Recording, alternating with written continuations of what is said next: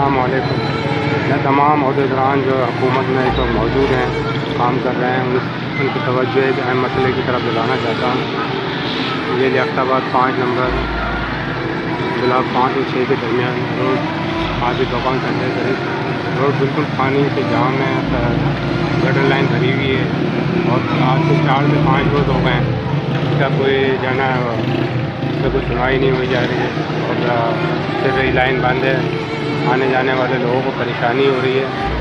تو لہٰذا تمام عہدیداران سے گزارش ہے کہ بھائی سڑک کو دیکھیں. یہاں تک کہ پچھلے کل ہفتے کے روز درمیانی شب ایک خاتون گٹر میں گر چکی ہیں جہاں وہ بانس لگا ہوا ہے اور بالکل لائن بلاک ہے. یہاں سے وہاں تک تمام پانی بھرا ہوا ہے. لوگوں کو آنے جانے کے لیے پریشانی ہو رہی ہے. تو میری گزارش ہے اعلیٰ حکام سے پیارے اس کو جلد سے جلد اس مسئلے کو حل کریں اور اس کو سیوریج لائن کو فوری طور پر کھولا جائے. شکریہ.